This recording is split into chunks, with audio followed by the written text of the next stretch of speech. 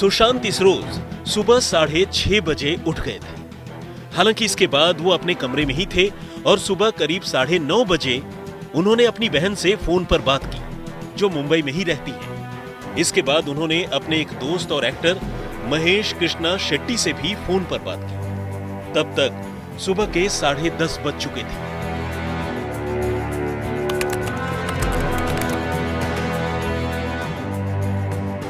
घर में मौजूद सुशांत के नौकरों और उनके साथ रहने वाले दोस्त ने बताया, सुशांत करीब 10:30 बजे अपने कमरे से बाहर निकले थे और अपने लिए जूस लेकर वापस बेडरूम में चले गए थे।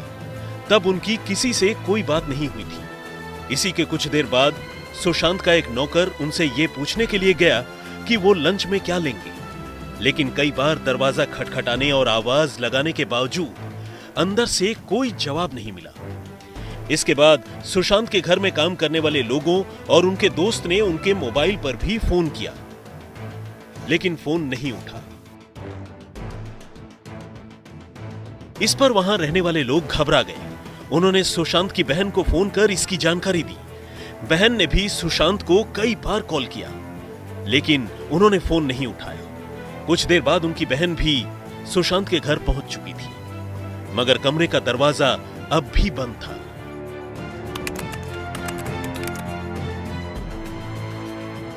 तब तक उनके साथ काम करने वाला एक नौकर अपार्टमेंट के बाहर से डुप्लीकेट चाबी बनाने वाले एक शख्स को बुलाकर लाया था। उसने चाबी बनाई और आखिरकार उनके कमरे का दरवाजा खोला गया, लेकिन अंदर जो मंजर था वो हिला देने वाला था। सुशांत की लाश एक हरे रंग की बेडशीट से बने फंदे से सीलिंग से लटक रही थी। जब कमरे का दरवाजा खोला गया तो खुद सुशांत की बहन, उनके साथ रहने वाला उनका आर्ट डिजाइनर दोस्त और एक नौकर वहां मौजूद था, जो इस वारदात के पहले 3 चश्मदीद थे।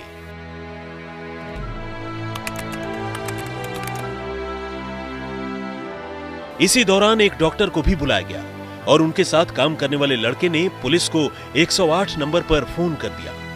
कुछ ही देर में मुंबई पुलिस और डॉक्टर भी मौके पर पहुंच चुके थे, लेकिन तब तक सुशांत की बहन, दोस्त और नौकरों ने उनकी लाश को नीचे बिस्तर पर उतार लिया था। डॉक्टर के आने से काफी पहले सुशांत इस दुनिया से दूर जा चुके थे और डॉक्टर के लिए तो बस उन्हें मुर्दा करार देने की औपचारिकता ही शेष बची थी।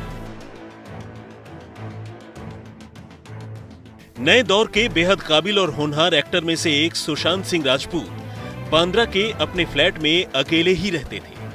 हालांकि उनके साथ इस घर में कुल 4 लोग और रहते थे। इनमें से 3 लोग उनके लिए काम करते थे, 2 रसोइये और एक हाउसकीपर, जबकि चौथा उनका एक आर्ट डिजाइनर दोस्त था।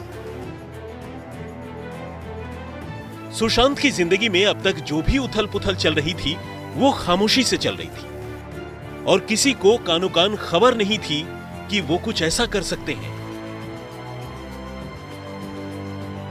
सुशांत जिस मकान में रहते थे वो करीब 3600 स्क्वायर फीट का एक डुप्लेक्स अपार्टमेंट है, जिसमें नीचे एक बड़ा हॉल, किचन और दूसरी चीजें हैं, जबकि ऊपर 3 बेडरूम हैं। इनमें से एक बेडरूम में सुशांत खुद रहते थे।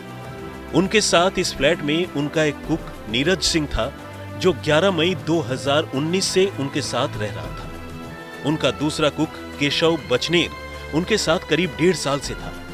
तीसरा शख्स दीपेश सावंत था, जो हाउसकीपिंग समेत दूसरे काम देखता था, जबकि चौथा एक आर्ट डिजाइनर सिद्धार्थ पिठानी था। पुलिस सुशांत सिंह राजपूत के पड़ोसियों से भी पूछताछ कर रही है। सुशांत के घर वाले पटना में रहते हैं। पुलिस का दावा है कि बीते 6 महीने से वो डिप्रेशन से जूझ रहे थे। हालांकि उनके आत्महत्या करने की अलग से कोई वजह सामने नहीं आई है और न ही मौका वारदात से पुलिस को अब तक कोई सुसाइड नोट ही मिला है। ऐसे में उनकी खुदकुशी फिलहाल हर किसी के लिए राज बनी है। सौरभ वक्तानिया और मुस्तफा शेख के साथ साहिल जोशी, मुंबई।